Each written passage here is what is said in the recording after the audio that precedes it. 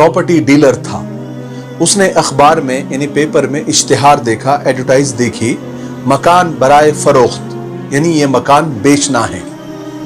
तो वो चूंकि प्रॉपर्टी डीलर था, उसने मकान का विजिट करने का सोचा और साथ में एक पार्टी भी लेकर गया जो मकान को खरीदना चाहती थी। जैसे ही लोग घर के दरवाजे पर पहुंचे तो एक बिल्कुल उम्र रसीदा बुजुर्ग, एक बूढ़ा आदमी, उसने उनको अंदर आने की दावत दी। वो ड्राइंग रूम में जाकर बैठे। कुछ देर के बाद एक बुजुर्ग खातून, एक बूढ़ी औरत चाय की ट्रॉली सजाकर हमारी तरफ आई, जिस पर चाय के अलावा गाजर का हलवा, नमकीन बिस्किट और कुछ मिठाई रखी हुई थी। दोनों बुजुर्ग मियां बीवी हमारे सामने बैठ गए और हमें चाय पीने की इजाजत दी। तो मैंने उनसे कहा, यानी प्रॉपर्टी डीलर ने, कि बाबा जी आज हमारी पहली मुलाकात है और हम सिर्फ मकान की बातचीत करने के लिए आए हैं और मैं अक्सर मकान देखने के लिए जाता रहता हूं, कोई चाय का भी नहीं पूछता, आपने इतना तकल्लुफ क्यों किया? तो बाबा जी ने बड़े प्यार से धीमे लहजे में कहा, बेटा आप चाय पीजिए, मकान की बात तो होती रहेगी। हम सब लोग चाय पीने लगे और बातचीत भी करते रहे।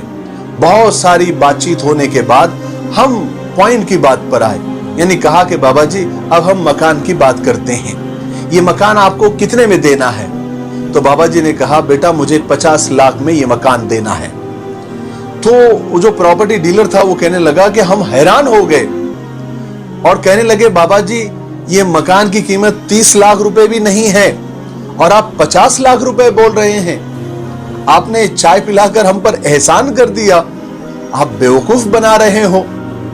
तो बाबा जी कहने लगे कि कोई बात नहीं बेटा, ये खाना पीना ये सब इंसान अपने नसीब का खाता है, कोई बात नहीं, अगर आपको नहीं लेना है तो कोई बात नहीं। बहरहाल वहां पर हमने 2-3 घंटे गुजारे और खाली हाथ वापस लौट आए। 3 महीने के बाद मैंने फिर अखबार में उसी मकान का इश्तिहार देखा, एडवर्टाइज देखी, तो मुझे ताज्जुब हुआ कि अभी तक बाबा जी का मकान बिका नहीं है। शायद हो सकता है इस बार उन्होंने कुछ कीमत कम कर दी हो। मैंने दूसरी पार्टी को लेकर फिर बाबा जी के मकान पर पहुंच गया। वैसे ही मैंने दरवाजा खटखटाया। बाबा जी ने पहले ही की तरह हमारा इस्तकबाल किया, वेलकम की और फिर हमें ड्राइंग रूम में बिठाया। कुछ देर के बाद वही बूढ़ी औरत फिर चाय की ट्रॉली लेकर हमारी तरफ आई। मैंने बेसाख्ता लहजे में कहा कि बाबा जी आप इतना तकल्लुफ क्यों करते हैं, इतना सब इंतजाम क्यों करते हैं? आप मकान बेचना चाहते हैं ना, सिर्फ उतनी बात कीजिए।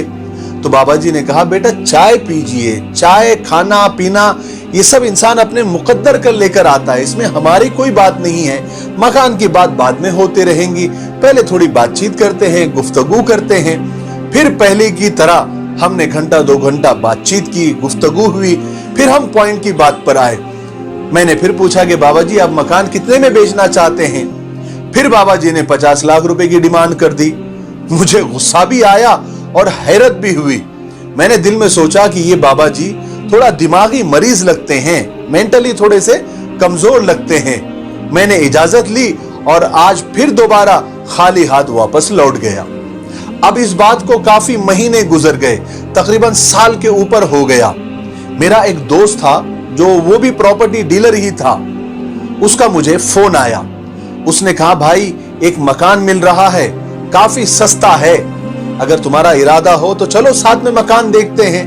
मैंने कहा चलो, मेरा तो काम ही वो है कि मकान सस्ता मिल रहा है, चलो देखने के लिए जाते हैं। जब मैं उसके साथ गया तो ये वही मकान पर लेकर गया जो उस बाबा जी का था, जहां मैं पहले 2 मरतबा आ चुका हूं। तो मैंने हंसते हुए उस दोस्त से कहा, अरे ये बाबा जी का मकान है और ये बाबा जी थोड़े पागल है शायद। और फिर मैंने उसको पिछले दोनों वाकयात, दोनों किस्से उसको सुनाए। तो मेरा दोस्त जो कि प्रॉपर्टी डीलर मेरे साथ आया था, उसने कहा कि भाई इस बात में जरूर कुछ ना कुछ राज है, चलो पता करते हैं कि आखिर बात क्या है। हमने दरवाजा खटखटाया तो वही बाबा जी ने दरवाजा खोला।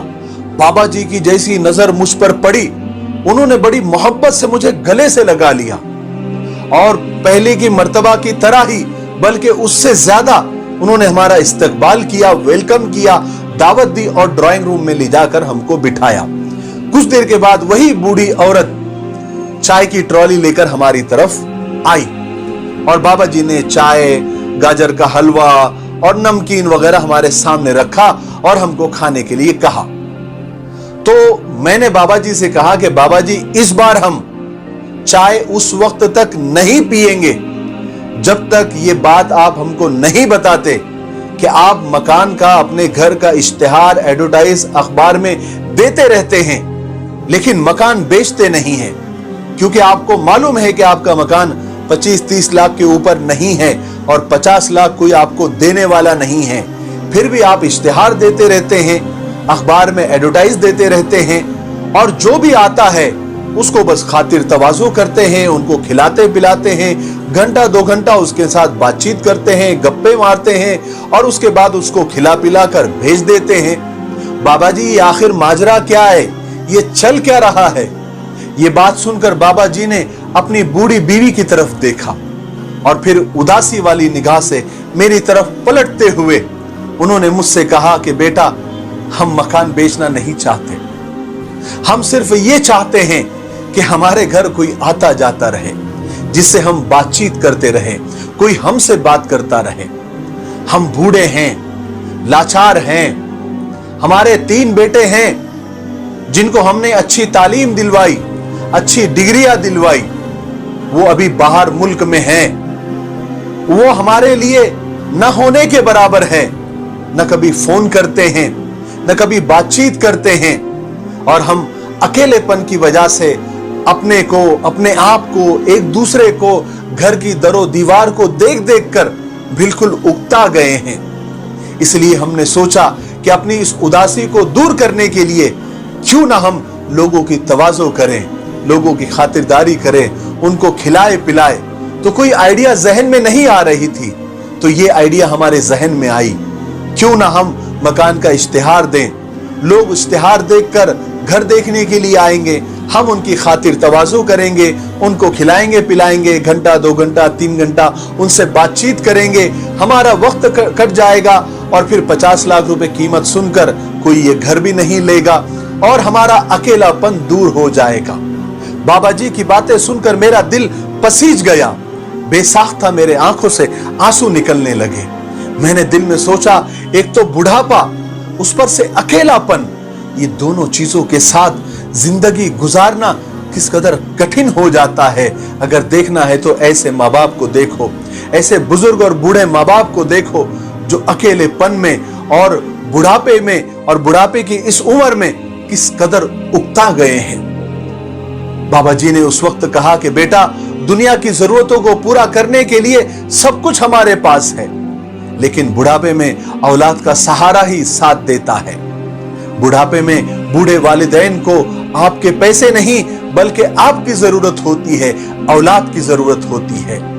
लिहाजा मैं सारे औलादों से ये कहना चाहता हूं कि अपने बूढ़े माँ बाप को सिर्फ चंद पैसे देकर या खर्च देकर या उन्हें खिला पिला कर ये ना सोचे कि हमने हक अदा कर दिया। अपनी मसरूफ जिंदगी में से कुछ वक्त निकाल कर अपने बूढ़े माँ बाप के पास बैठा करो, उनसे बातें किया करो, उनसे हंसी मजाक किया करो। अपने दिन भर की मशगूली, दिन भर आपने क्या किया, अपने बूढ़े माँ बाप से शेयर किया करो, उनको बताया करो, ताकि उनको ऐसा न लगे कि हम भीड़ भाड़ वाले घर में होकर भी हम अकेले हैं। सब बात करते हैं आपस में, लेकिन बूढ़े माँ बाप से कोई बात नहीं करता।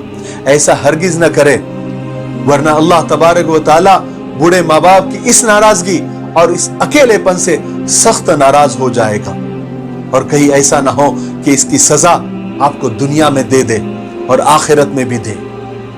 अनमोल है वो लोग जो अपने माँ बाप के दर्द को समझते हैं, अपने माँ बाप की कदर करते हैं। अल्लाह तबारक व तआला हमें अपने माँ बाप की कदर करने की और उनके साथ वक्त बिताने की और उनका दर्द बांटने की तौफीक अता फरमाए। मुझे उम्मीद है कि इस किस्से से हमको बहुत कुछ सीखने को मिला होगा।